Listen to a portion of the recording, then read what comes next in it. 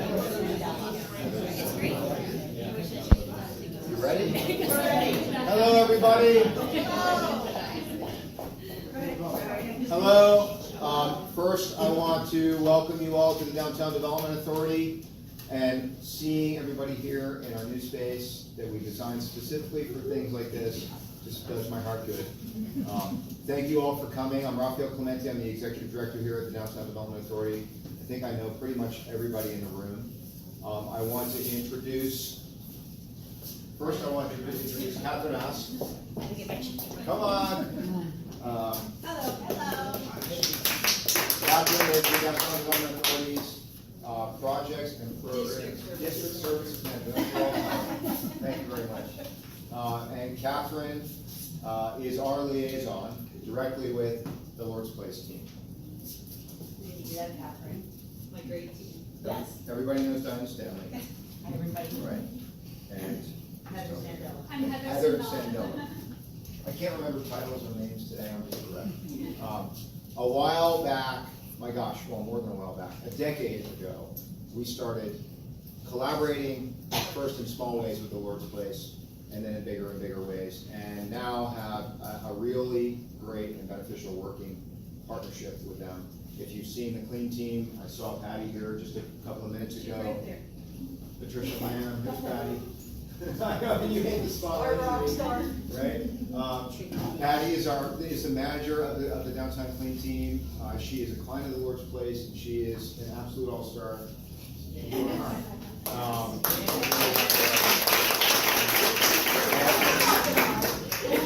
Right? That's my job. And our goal with the Clean Team was twofold. It was first and foremost, very honestly, to put more support behind an organization that does so much good for our city and so much good for our community, but also to make our downtown a better place for stakeholders here.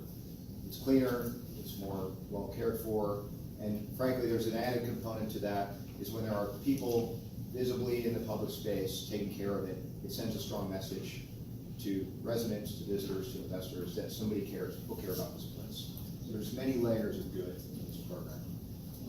All that being said, we are very excited to bring the Lord's Place here today to talk about homelessness and how we can do a better job of engaging our community, because that's the first step, as I've learned so well. So, Great, thank you turn very it much. But first, let me say thank you so much for taking time out of your lunch schedule to come eat with us, and thank you for the food. It was delicious, so we love the pizza.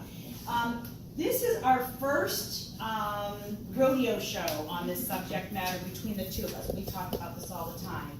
And the reason that I say our first one is that one of the things that we really wanted to work with DDA and the City of West Palm Beach on, since we're partners with them in a variety of different ways, is to be able to bring this kind of awareness to a variety of different constituents over the next 6 to 8 months. So you're our guinea pigs, so we want to hear everything that we did right and everything we didn't do right, and what more we need to know so that we can make it better when we go over to our folks over at Subculture Coffee, and we're going down to the southern section of the city, because we believe that the more people are aware of homelessness and those that are, quote, experiencing homelessness, the more that we are able to find solutions together as a community. So let me just very quickly give you a quick glimpse of the Lord's Place if you don't know about us. We have been here about 30 years. Our mission statement is very simple, and that is to break the cycle of homelessness for men, women, and children, and we do that through compassion, innovation, and effectiveness. So every day we get up, and we've been doing it for years, and we say, how can we go and serve what we believe are the most vulnerable neighbors in our community? Those that live on the streets, those that live in the parks, those that live in the cars, those that are going from couch to couch, and when 7 o'clock comes from the place they're living in, the person says you need to leave, and then they're walking the streets. And that is what we have been called to do for 30 plus years, and we continue to do it. So we were really excited when about, probably 5 years ago, when we first had our conversation with Raphael, we really knew we wanted to partner, and then the mayor contacted us about doing an outreach team. and I'm gonna let Heather talk to you more about the outreach team when she presents. But I wanted to let you know that we are really excited that we are present here in the city. It's a small team, so I wanna make sure everybody understands that. So oftentimes people think, oh, this should be such an easy solution to ending homelessness, right? This is very easy. Well, it's not. It's complicated. It's patient. We take a lot of time. You're gonna hear about that in a moment. But I think what's important for us to walk away with today is hopefully a better understanding of those that you see that are homeless. And more than that, I would love to continue to have that conversation on how as we as a community come together and figure out what are the unmet needs from a resource standpoint, from a service delivery standpoint, from a volunteer standpoint, and how we can come together and better serve our most vulnerable neighbors. So that's what our hope is for today. We don't want this to be a lecture. I want to hear feedback. I want to hear questions. I want to hear suggestions. I will tell you that I am here with some of our greatest partners, and they're in the back. I want everyone in the county to raise your hand. I got 3 amazing partners back there. These are folks that we are blessed to work with on a larger scale outside the city of West Palm Beach in the homeless arena, and that we look to them for guidance and for collaboration and of course for partnership. So thank you guys for taking your time to be here with us. And then I have to just take a moment and do a shout out to my board, because I would be killed if I didn't. So this is Bob Cassidy and Ted Deckard. Let me just tell you, yes, I gotta thank them. Anybody who runs a nonprofit or associated with a nonprofit knows something very simple. You are only as good as your board of directors. It's that simple, and I am blessed, and I say this all the time, but this is truth. The Lord's Place says the best board of directors in all of Palm Beach County. And we are able to do this amazing work because they give us the freedom and the empowerment and the blessing for us to go out and continue to be innovative. And as long as we have this amazing board, we are really going to be reaffirming our commitment to serving the most vulnerable. So thank you guys for being here also. So we're going to start this out with a video. And I think I want to, just before we start, I want to tell you a little bit about this person. You're going to see this person, and some of you may have seen this video, but if you haven't, it's really an important video. Because this is the person that was in the city of West Palm Beach that we had the great honor and privilege of serving. And when you hear his story, you understand why we're called to do this kind of work. So we're going to show that. Go ahead, Miss Heather.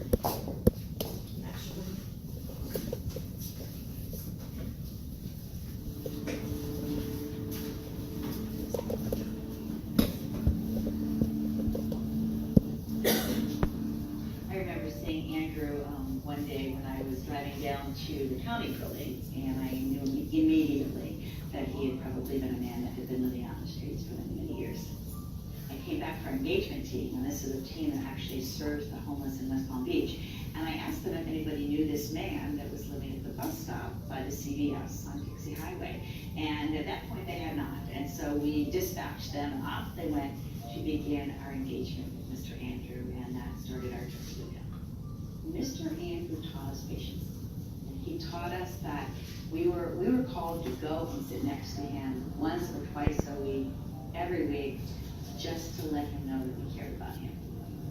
Well, I came over and introduced myself, I built a relationship with him, told him who I was, asked him if he needed anything. He was mistreated out here by the public, young children, throw things at him, shoot BBs at him. Basically abused out here.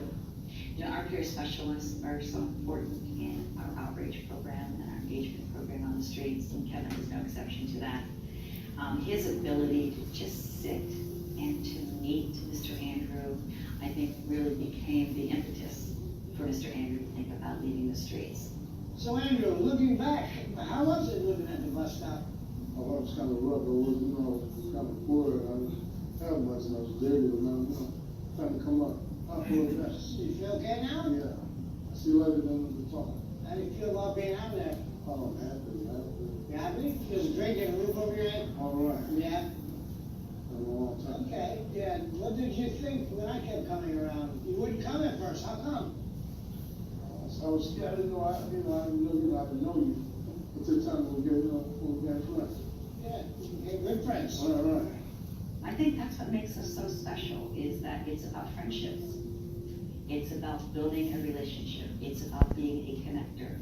And most of all, it's about being non-judgmental.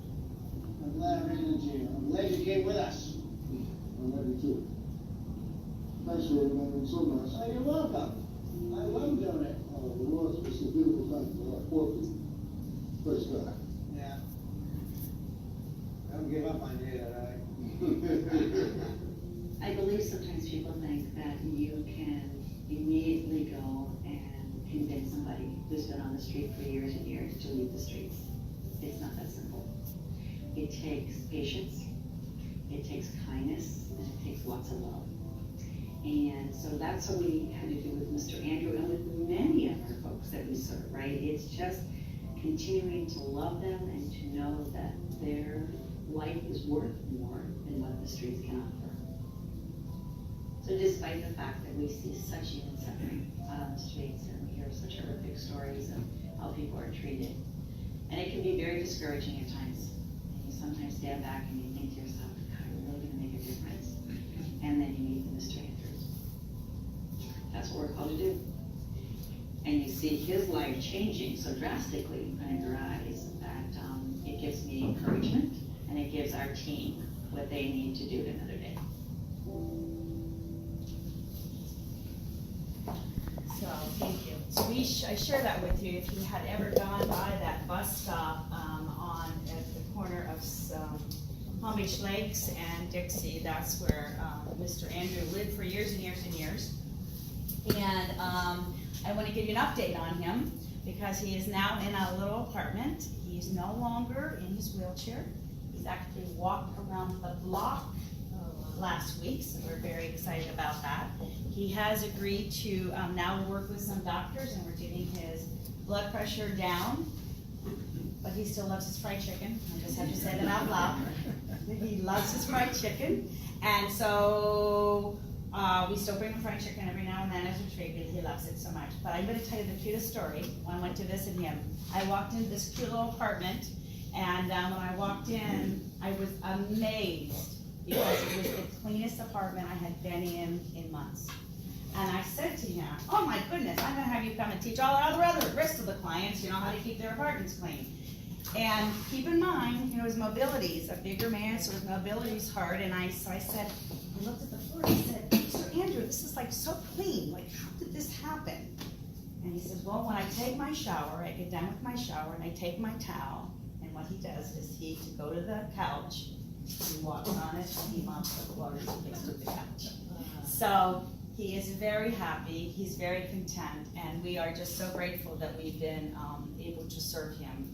And the reason we share that so often is because for so many years, people don't think somebody like him can be helped. And I hope that you heard the most important word of that whole video, which is patience, right? It takes lots of patience to engage with somebody and to have them trust you again so that you can begin changing their lives. So the word that I hope you walk away with today is patience, that when we see somebody out on the streets, that we know that with the right love and the right engagement, they can end up like Mr. Andrew. So I want to share that.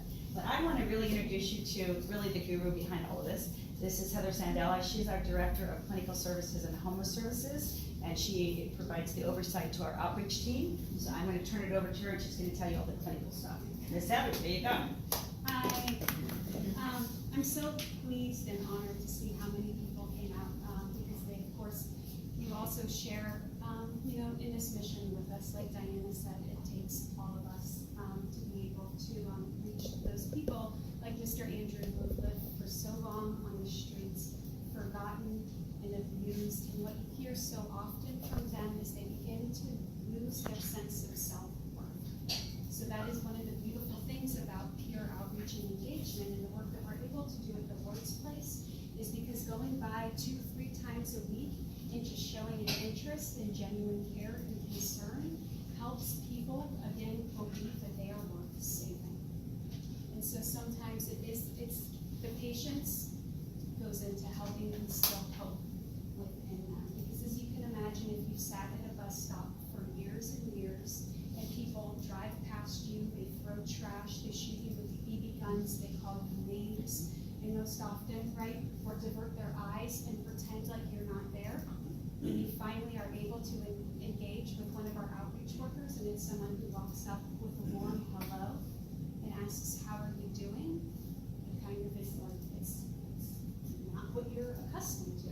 right? So you can see how, how Mr. Andrews said, at first, I was scared of you. I didn't know who you were. Imagine if someone who you didn't know just walks up to you and starts asking you these questions, right? You're kind of like a little standoffish at first too, right? And so it's the same process of many of the people that we try to help. I will say too, the power of Mr. Andrews' story is also that Kevin, who you saw, being a peer specialist means that you've also had similar types of experiences. So that is really the basis of a lot of the relationship that they're able to build. When you sit with someone who's walked the walk and has had those similar experiences and hardships, and you're able to see that they came out at the other end, and they are well, and they're helping others, it also instills hope within you. So that's what I love about the model that we utilize at the Lord's Place. And then Kevin is also able to continue to go into the home, into Mr. Andrews' home, and continue that relationship. It's not like we've worked with you for years, your house, all right, go have fun. You know, like we're able to still be there as a support, because you could imagine going from living from years on the street into a home is a change. And whenever we talk about change, I challenge people to think about a change that you've made or that you struggle to make in your life. The gym is always one of the go-to ones, or eating differently, or cutting back on smoking or drinking. And so change is difficult, and it's the same thing for the people who experience on the street. One of my favorite sayings is always, change is easy, you go first. You know? So it's the same idea. I'm gonna tell you, it's a cute thing, I want you to go home tomorrow morning when you wake up and do the activity. Yeah.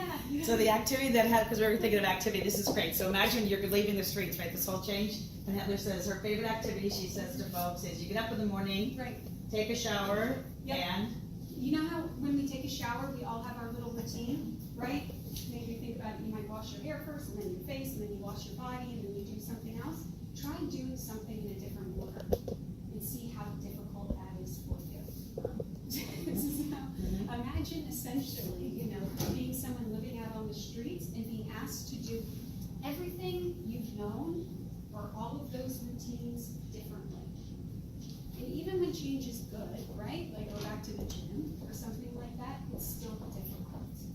And so at the Lord's Place, what we're really able to do with our outreach and engagement team is support people through that process. And like I said before, it really is beginning with that idea of you are worth it. You are worth living indoors. For so often, I think when people live on the streets and they're just treated a certain way, they've been ostracized by their families or whatever hardships they've encountered, I think that they start to lose that hope within themselves. And I know sometimes we use the word a lot about readiness. Are people ready to get off the streets? But I think about it a little differently. Sometimes I think that people are just stuck. And they don't always see the promise for tomorrow. Or they've just lost faith in their ability to create change within their own life. And so what we're able to really do through that relationship is be able to mobilize, that hope for a new tomorrow for them, or that life can look different, or you're worth living indoors. Which for some people, that's really different than the messages that they've been hearing over and over again by others, and then they begin to internalize and they, and believe that for themselves. So just kind of going back to the video, was there any other questions or something that you thought that the video really showed that stuck out with you, or just questions about the engagement process? Yes, ma'am. What about, how do you know if someone's mentally ill or not? I mean, that's a little question. It's scary, right? Yeah, so I'll come out in full disclosure that I'm a licensed clinical social worker, so I'm very comfortable, right? Talking with people who might be talking to themselves or acting erratically, but I know that's not everybody's love and passion in life. But in those instances, we usually use a team approach, and we're able to go out with folks. And then separate from our West Palm Beach team, we actually have another engagement team that specializes in working with people with severe mental illness. But it always will go back to that relationship. Again, and sometimes it's that, I come up to you and you say, get away from me. And so I say, okay, we'll see you tomorrow. And then you go away, and you keep coming back and back and back. Mr. Andrew did not have it overnight. I mean, I'm telling you, it took 9 months. 9 months to go up and sit next to him. You know, to talk to him, and we had one, and another interesting thing, we had one outreach worker that went out and there was no connection.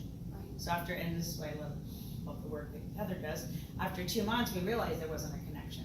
So we thought we had to send somebody else out there, right? And so that's the beauty of, you know, that's why when we have partners like the county and other folks, that we may not be the best agency, right? But when we have that flexibility, we have to meet the needs of the client. And so Mr. Andrew then had Kevin, and there was an instant love affair that happened between the two.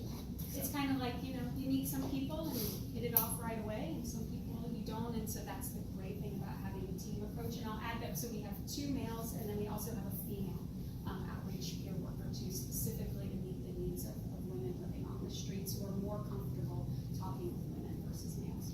One other question. Sure. I think I have this stereotype I've heard that, some people just don't want to leave the streets. I mean, do you think there's people who just really are happier being out there, or can you actually get them to come in? That's one of my very favorite questions. Love, those who know me know that's one of my very favorite questions, and here's my answer. Have you ever slept out on the sidewalk? Okay. Nobody wants to be there. Yeah. Nobody wants to be there. If we really think for a moment that someone is choosing that life instead of being in an apartment, then we're forgetting that there is mental illness, there is substance use disorder, there's something else that's happening. And so when people say to me they want to be there, and I say no, they don't want to be there, they're number one stuck, or number two, all of those issues are allowing them not to think that they're worth more than what that sidewalk has to offer. I had a woman talk to me yesterday who was one of our clients. Wow, a powerful, powerful testimony for one of our funders. I had not heard her story before, but she talks about being a concrete drunk and a bad lady without bags here in West Palm Beach. And the whole reason was she felt like she was not worth anything else, and that's why she slept on the concrete. And I love that line, a bad lady without bags, right? But it was a really powerful story, so it reminds us they don't want to be out on the streets. They do not, right? I know so many of the stories, but I think it's important to let people know that even when people come in for services, sometimes it doesn't stick right away, but we keep after, we go and get them. So I was talking about cats, and on my way over, and here's my little cheat sheet I said, and it's important to know this. Taking somebody off the streets does not mean they automatically learn how to live in housing. We have to teach people how to live again. And that's why our peer specialists, for me, I think are the most critical piece of our program, hands down. It is our secret sauce. We're now putting it in almost every grant that we write, and a peer specialist is that lived person. They know that, because we love you, Panda, for that. That lived person, right, that has that experience, so that when they move in, they have someone move into housing, they're able to sit and say, you know what, Mr. Andrew, let me show you how to work the microwave.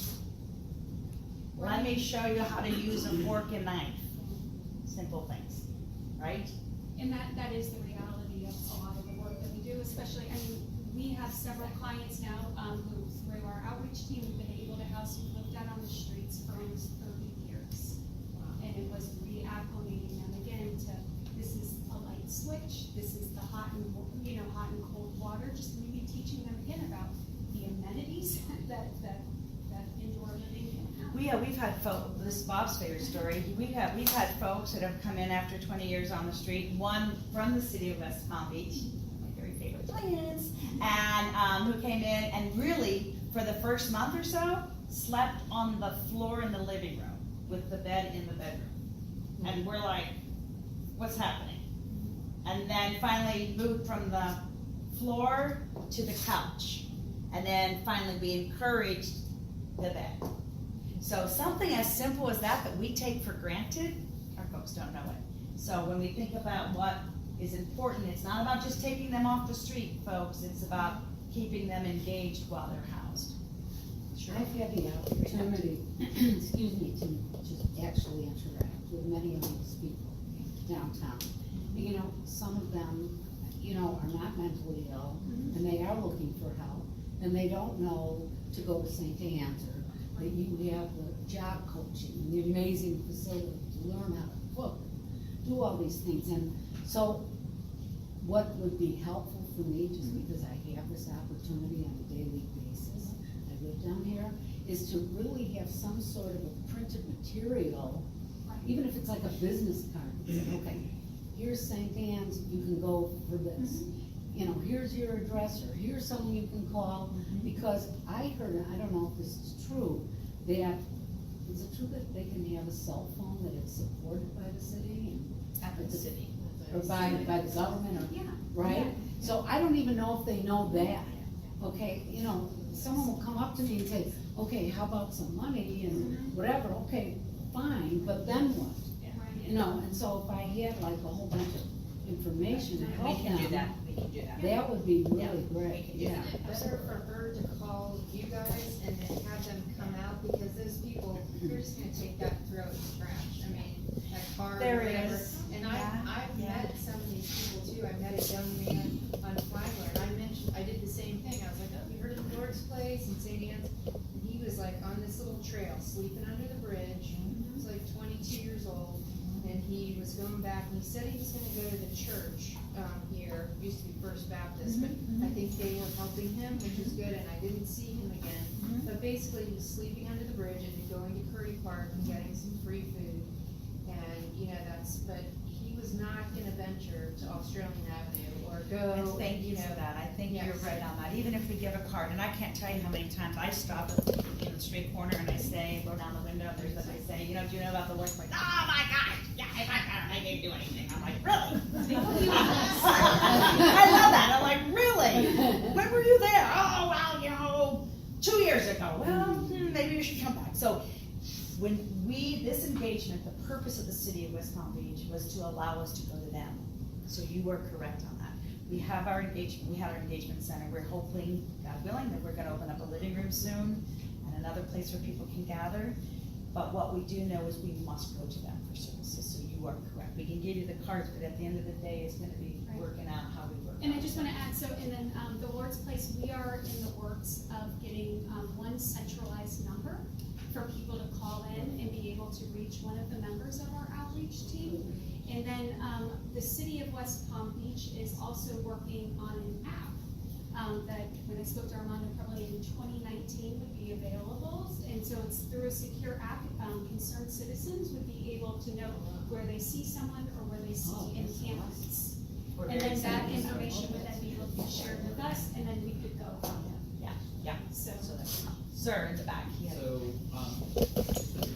general, and I know that the issue obviously is very complicated, and I thank you guys very much for the dedication and the patience and everything. I would basically say, generally speaking, you can go into any elementary school anywhere and go to a third grade class and ask any boy, what do you want to be when you grow up?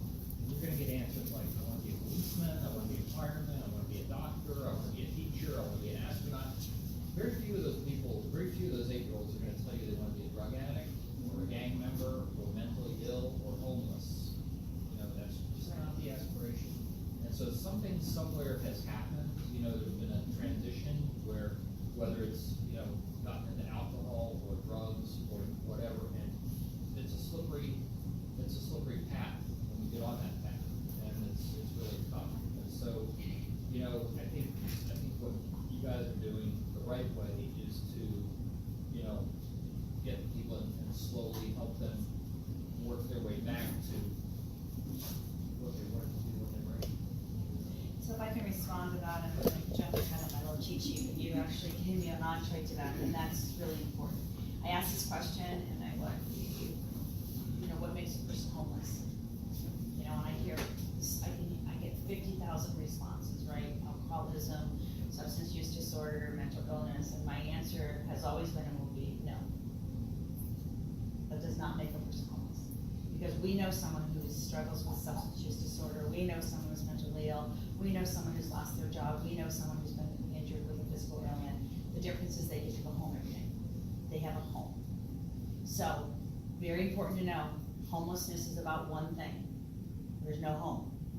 That's what makes a person homeless. So when we think about solutions, we're constantly, all of us, and I look around, these are all thought leaders in this room, you guys, you and me here, you weren't thought leaders, right? So we think about what is the solution to this. I will tell you that I was driving down with my daughter in the car a couple months ago, and we were driving down Broadway, and there was a man laying on the street, and somebody actually walked over him. And my daughter, who is a tender age of 29, a doctor, but a tender age, very bright, so she's not naive, turned and said to me, in my lifetime, Mom, we're gonna look back and say, can you believe we allowed someone to live on the streets?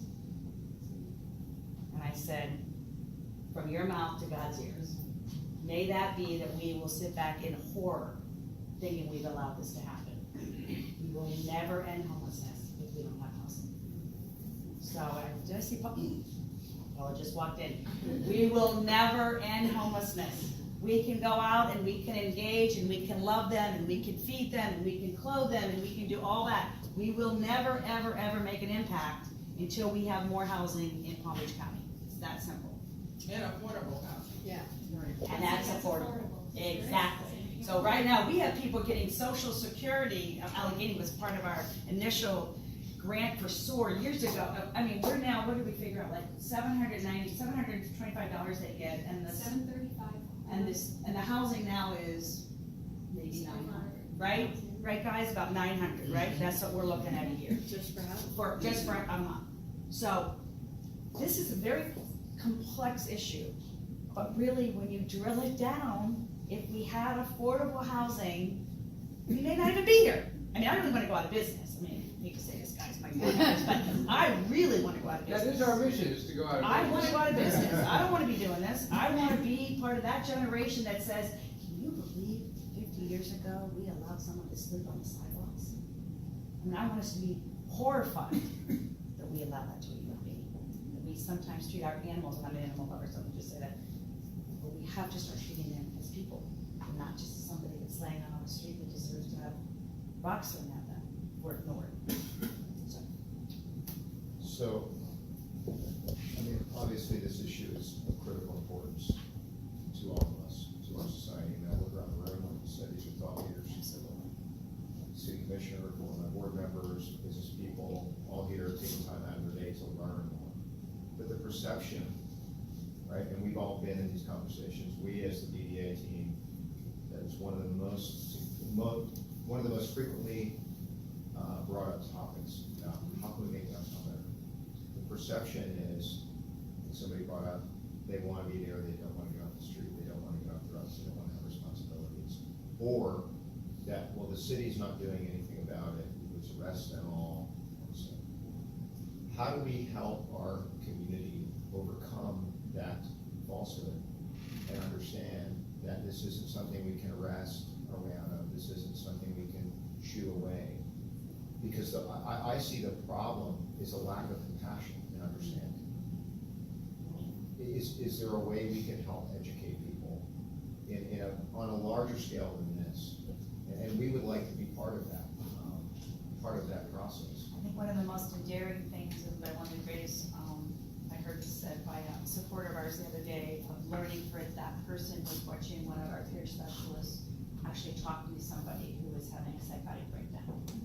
So my answer is, more people out on the streets that are trained to sit and talk to people, Doesn't mean we can't smile at them, and we've talked about this here, right? I mean, we have how many on the street right now? 4 of our outreach workers, right? We have 3 dedicated to West Palm Beach. So 3 dedicated for this whole area, right?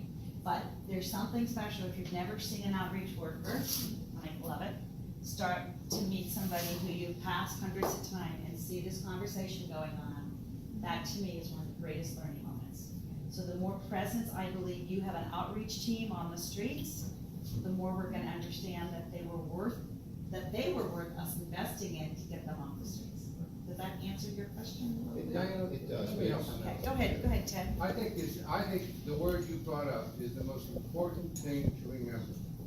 The reality is, it's compassion. There's a lot of jargon that floats around in the work that we do, but it's a pretty well accepted fact that a huge majority, pick your statistics, but it's at least 2/3, of the people who live in our country, including our community, are 2 paychecks away from homelessness. That's the economy that we live in. So what happens, and what I learned in my experience with this organization, which has been 35 years, is what makes people homeless is something that happens to them without a support network to catch them. And I've seen prominent businessmen, you wonder how in the world did they ever let themselves get in this situation? Something happened to them, they couldn't handle it, they turned to drugs, they turned to alcohol, they put up in jail. One was something happened they couldn't handle, and then it went from there. Now, what we do is deal with that reality and how long it goes for 20 years and what you do to try and get them to understand that. But from a social perspective, addressing the issue of reality of affordable housing and how important is affordable housing, just think of us as a community in which, yes, we have this great American dream. Anybody can be whoever they want to be. They can get rich. Capitalism is wonderful. You can be a millionaire. If you have the talent, the resources, remember your Lucky Sperm Club, or otherwise gifted with the capacity to be highly successful. Most people are not. Most people are not gifted with those things, nor do they strive for. So what we have is a community of ordinary folks dealing with ordinary things, like how much it costs to live somewhere, and how much money they can make to pay their bills. And when you talk about housing costing, I don't know what statistics are, you can throw them out better than I can, but I mean, so many, a large portion of the people who live in our communities do the work that we need done, be they teachers or nurses or restaurant workers or whatever they are. They're spending so much money that they earn to simply have that roof over their head. Not a whole lot left. So now you can decide whether groups like ours should fill that void, you can decide whether the government should step up and do more, you can decide whether the private sector should step up and do more. The answer to the question is all of them should. But what they should do it with is this framework of recognizing this is the reality of the people that we live with. And for most of us, they're but for the grace of God. Go us. And we just need to be more aware of that in our society right now. It's not talked about a lot. And I think these kind of workshops are gonna be important, and as we really, as I said earlier, this is our first one, but I think the more we can get out and really start having conversations about it, I think that's gonna raise awareness. Look, when I got into this industry, I didn't all of a sudden, walk up to my first homeless person and think, oh, I'm in love with you, I mean, seriously, I've devoted my whole life to it, but, you learn to look beyond that moment of their experience of homelessness, and you look to see what they can become. And that's, you train yourself for that. So that's what I'm hoping that we can do, so. I'd like to just add to all of this that, what everybody has said is accurate, but you asked a very specific question. I think many of the people that we see going to work every day, doing their day-to-day living, and they see the homeless people, they think that government, they think there's somebody else out there that is gonna be responsible for that. And so when you walk over that person, it's because it's not that you're completely without compassion, you actually believe that there's somebody else that is going to take responsibility for this. And the fact of the matter is that there isn't. If it wasn't for the Lord's place, if it wasn't for Goodwill Industries, if it wasn't for people who are trying to make a difference, there would be nothing, because the money that we get from HUD and the state, and that's $127,000. We need to spend general revenue. That means your tax dollars. You have to understand that in order for things to happen, we have to spend our money to help provide the housing, take the leadership that's needed for the land use and zoning, so that we have the ability to build a multifamily, residential unit that's going to house that person. So it's the education, what Diana is doing, the Lord's Place is doing, phenomenal. But the education piece is really where we've got to get out to the public and let them know. But thank you for your welcome. And Raphael, I do think that this new app may help people too, because we're really excited about this. I think if we can have the DDA computer, we can have downtown Development Authority, thank you, I just did like Raphael's place, we saw. But there you go. I think think that they'll feel connected, right? They'll feel connected to Heather, and I'm hoping that will generate more of an ownership perhaps, is what I'm thinking. That's me. Just further what Carl said, so we did a homeless task force and came up with a bunch of suggestions that are being implemented, you know? But one of the big ones was this living room concept, and I don't think people understand that the reason why you can't just pick someone up and take them somewhere is there's nowhere to take them, literally nowhere to take them. And so we are trying to get a living room where, and it can't be a shelter, this is the other thing, because if they keep someone there more than 24 hours, it's classified as shelter, and then have to go through all these hoops that are impossible. So I hope that if we can't get this living room going with just what we've already put in place, that we can get a private group of people that care and that say, well, this isn't acceptable. Because if we had somewhere to take these people and they could interact and get the counseling and things like that, it would really make a difference. I mean, right now they could take them to jail or they could take them to a hospital. So it's a huge problem that nobody talks about. I need to do a shout out to your city of West Palm Beach place. I just have to say this out loud, guys. Really, I have to say. And we are huge lovers of this group here. They are our supporters. We love them. We share and they have the same struggles we have, right? You don't want to arrest them.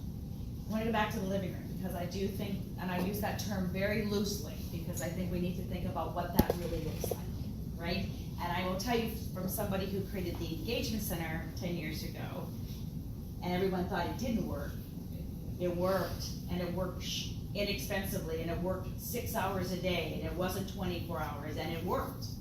And we changed lives, and we started that process for them. So I think as we start to develop it with funders and for, private people in our board and their county and really looking at what this should look like, I think we need to go in with really open eyes and say, what is it we're really trying to do? If we're trying to have them disappear from our world, that's the wrong way. If we're having to figure out how we best serve them economically as good stewards of funding that comes in, that could be a different model. So that's what I think we're starting to have those conversations with everybody. I know the county we are too, so. It's a full-time engagement position. Pardon me? Someone like, what does a full-time engagement position cost? You mean an outreach worker or someone that's in the a peer specialist? Peer specialist. So the whole team comes to, we're trying to figure this, you're gonna love this, my county folks, we're down to doing unit cost. So we are loving this fee for service, changing the ballgame here. So I think it's like $37.50 an hour for a person, for a team to go out, those two people to go out in a team and start providing services. So right now, we're out on the streets in the city of West Palm Beach. How many, is that right? Oh, per person, thank you. Per person. 37 or? $37.50. So $75 for two. $75 an hour, yes. Thank you. This is why I We don't do unit costs. I know, I was hoping you were gonna hear that. So if we could cobble together enough to fund a position or two, or whatever would be recommended, if they Could be another team out on the streets. and offer a substation or sub-office like we have to Yes. our construction here. Yes, yes. We could cobble that funding together. That's correct. We could work on having a dedicated team to this downtown community. And I think kudos, Huge, it would really have a tremendous impact. because right now, how many hours are we out on the streets now with our grant from the city of West Palm Beach? Well, and it's like 2.5 full-time, excuse me, employees, Citywide, citywide. all right, send me a budget. Okay. Because, Yeah, but I and just that's have to Can you citywide. stand A lot of up? people in this room are. Yes. Yeah. 4 of them. Oh, board And I member. only need 4 votes. I only need Yeah.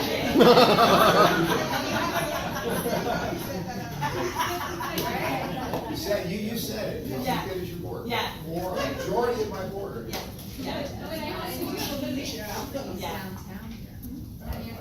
I wanna work on putting that together. But you also need to remember, just because you're engaging with someone doesn't mean they're gonna be living the streets. I mean, she knows this, but I want those that are new to this, right? It's engaging. Look at Mr. Andrew. 9 months, folks. So I don't want a phone call saying, yeah, this woman's been sitting over here for 2 months and we just paid you to do this and she's still sitting there and I'm gonna have to say, Do I need to remind you what I told you when we had our little lunch and learn? It's gonna take time, be patient, be loving, and let's wait until they're ready to make that change. It's a journey, and each time you meet with the person, it's a step towards housing. So, but I just have to say though, that the living room, it would be, I think it'd be a changer for our outreach team too, because as our county folks in the back know, there's a whole lot of paperwork that goes into getting someone housed and having a place to sit where it's air conditioned and give them a cup of water and try to put together a history and the documentation needed, it would change the way we're able to interact with folks, and then it also gives legitimacy to the work that we're doing too. You're talking about the app. I hear a lot of people say, I saw that homeless person with a cell phone. They're not really in need. That kind of drives me crazy. I'm like, okay, let me take your cell phone, see how you can connect with, the world nowadays. How do you? I love the Lois Frankel when she was the mayor. This is my favorite story ever of all times. She calls me. She goes, "There's somebody. What's the park going down 36th Street right by the Sunset Park?" So she calls me and she says, "Diane, Lois, Diane.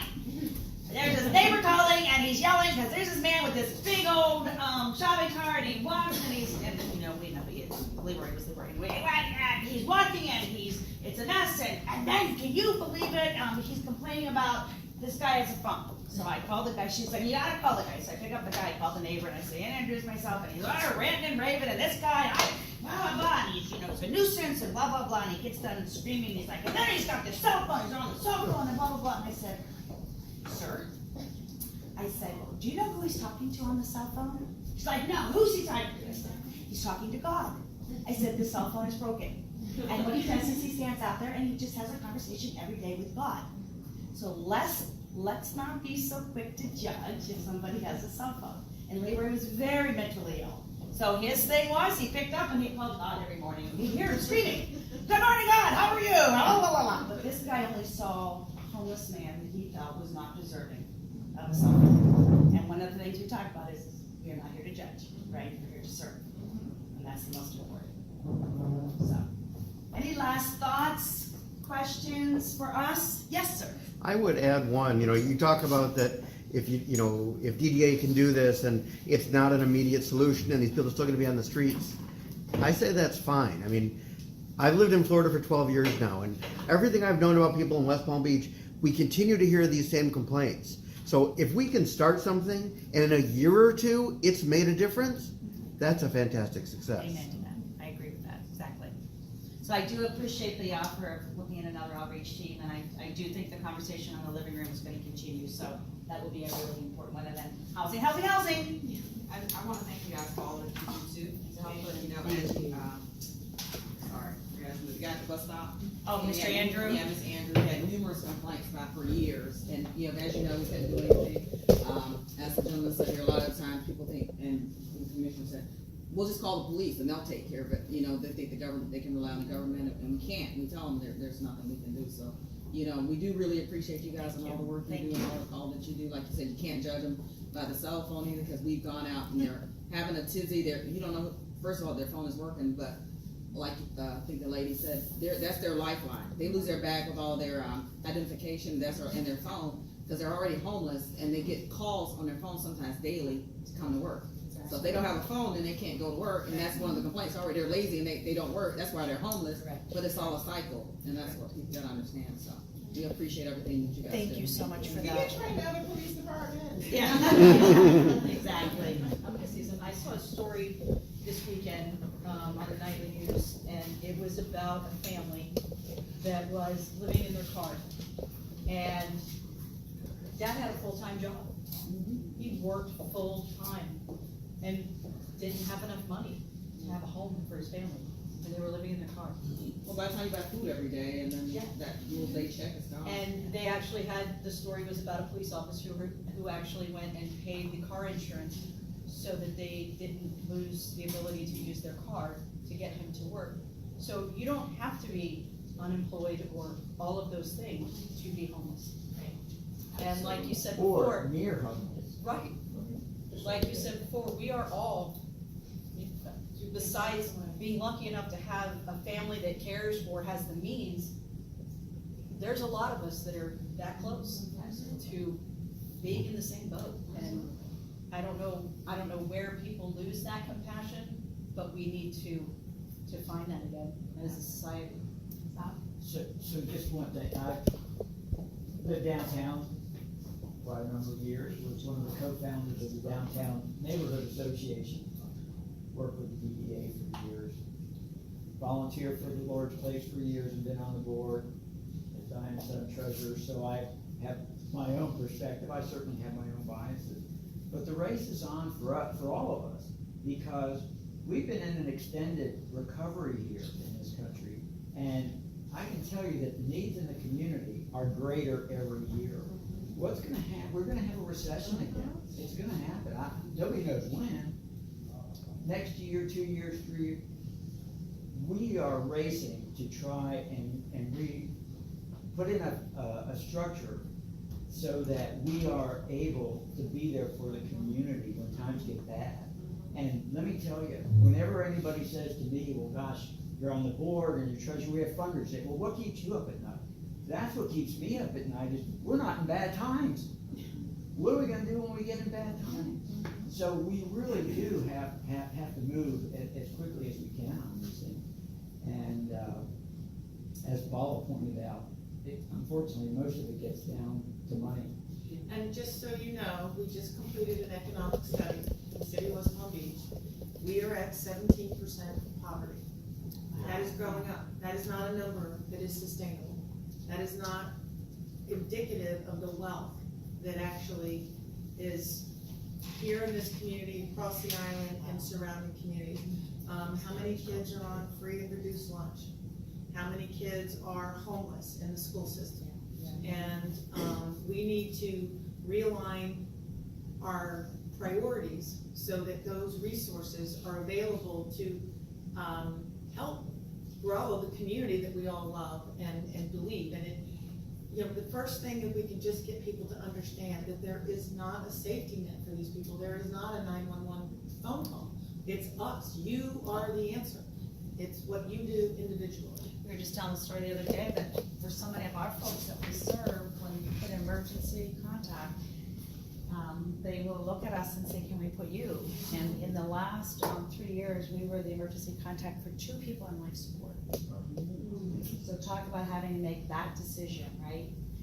But you're right, they had nobody else, and so that's the role that we play, and that's what we're doing. So yeah, I agree. Yes, ma'am. The idea of working on a guaranteed income for our city residents and obviously throughout the county. I don't know, I think there's a city in California doing that. I just read that. NPR, and I'm like, that's just a good idea. They have guaranteed There's income. experiments going on in Canada, in this country, in Europe about that. What is the best answer? Right. And I've seen those stories too, so obviously that's gonna be a significant national debate, to do well, but over the next few years, and maybe when the next recession comes, it'll gain some traction, because, it's gonna be a big hole to climb out of, and with limited resources, even for the country, it's gonna, what's the best way to do it? So hopefully these experiments really can provide some data. It's very, very unique. She had a credit first. I work with staff that we sometimes have to call 911, if it's a homeless person or someone's We work like. at the library.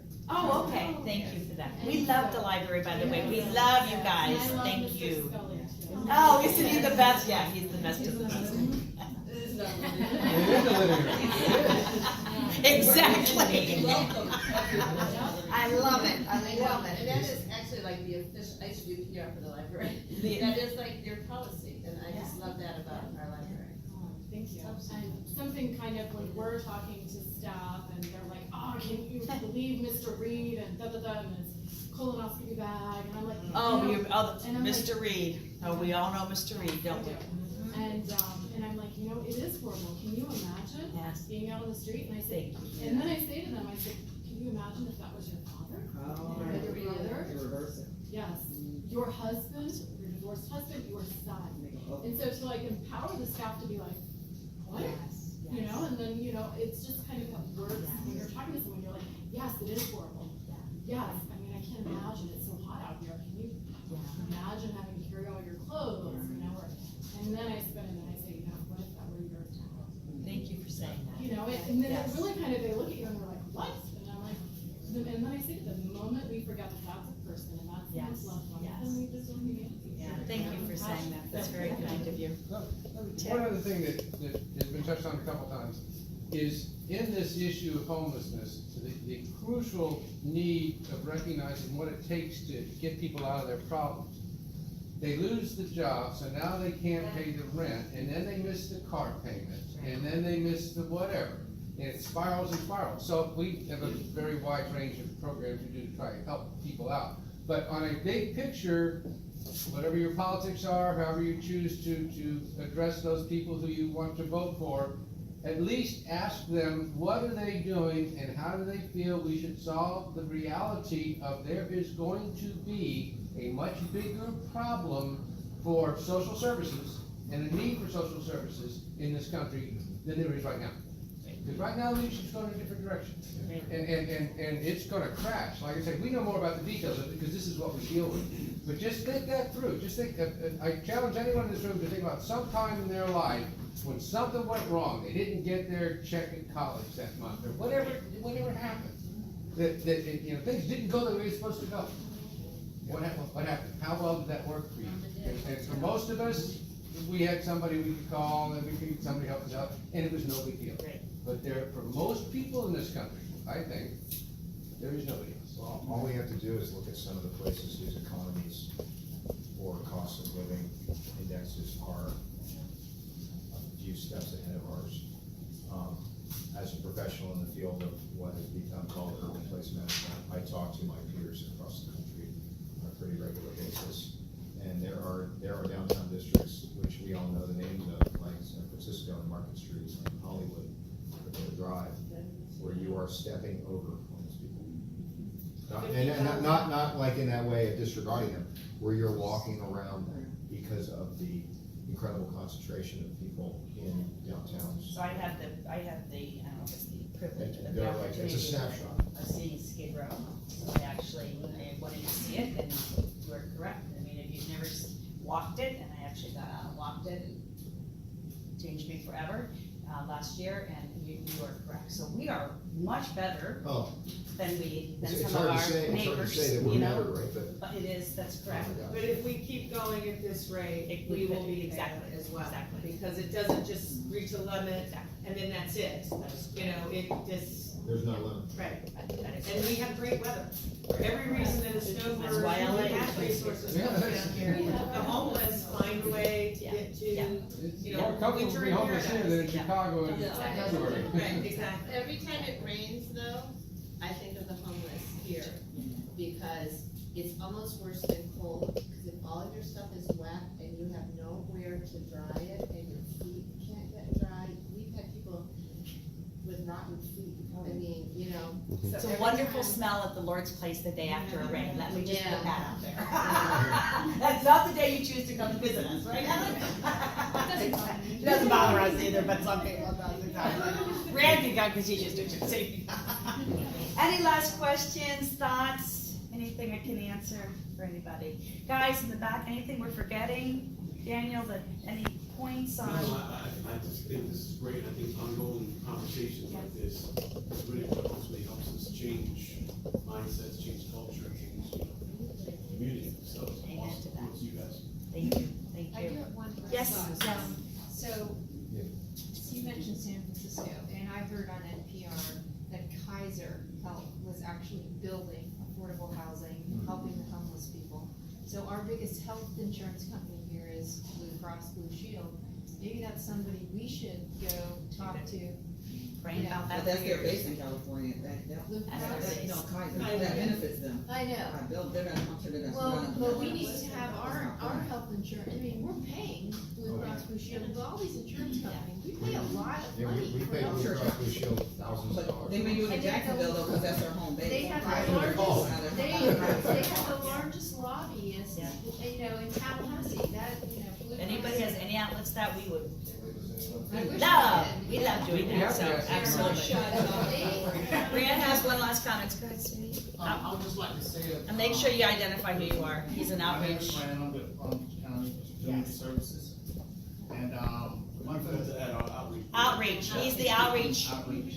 Yeah, guru. He's our outreach guru. Go ahead. I would just like to say, as far as the education piece is concerned, we have a lot of conversations, but I don't think around this country we have enough conversations about educating our young people. Starting Love from that. middle, high school, educating the young people about homelessness. Good point. Why is it like that? What is society doing? What is the local communities doing? What is law How did we enforcement get here? doing? Yeah, yeah. Also, a lot of people have that, I'm not gonna say insensitivity, but they can't see themselves in that situation. So it's a gap there, that gap. And a lot of times the law enforcement is here, I'm quite sure they know about it more than we all do. The violence against homeless people, when gangs do their initiation, or high school kids do their initiation, it's all about beating up homeless people. And like you said, throwing rocks, spitting on them, throwing trash out the car doors at them as they pass. And I think if we start educating our young people It's a great about point. this, about their situation, a lot of that, the lack of education and sensitivity will decrease. And also, I think we need to do that, excuse me. Second of all, we should do that is because the people that we hire doing this, social workers, people that's in human services working in this field, this is a hard job. Absolutely. And of course, we all know we don't get paid a lot. We have to love it. And if we don't recruit loving people that have compassion for people that's in a situation, the whole system's gonna crash and burn anyway, even if we have the money there. Absolutely. Because we don't have the people to go out. It's a really good point. Getting out in middle schools and high schools should, on a national level, be a priority. That's how we're gonna recruit people to be future social workers to deal with homelessness, and also decrease all the violence against the young people, decrease the violence for young people's community against the homeless. I just want to say that. Thank you for that. Can I add? Yes. Something maybe that, churches and synagogues could do also. Absolutely, great idea for that, yeah. One last thought before we leave, we are continuing to look at our outreach team to also include some volunteers. We've talked a little bit about that model, we saw this model being done up in Minneapolis, St. Paul.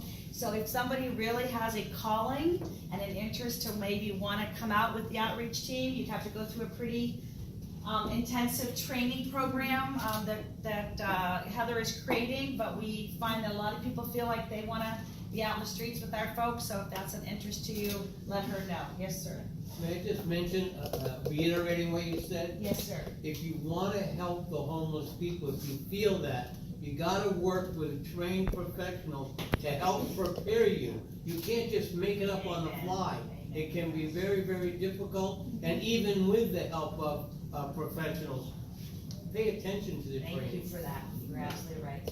Thank you all so very much. God bless you. Thank you.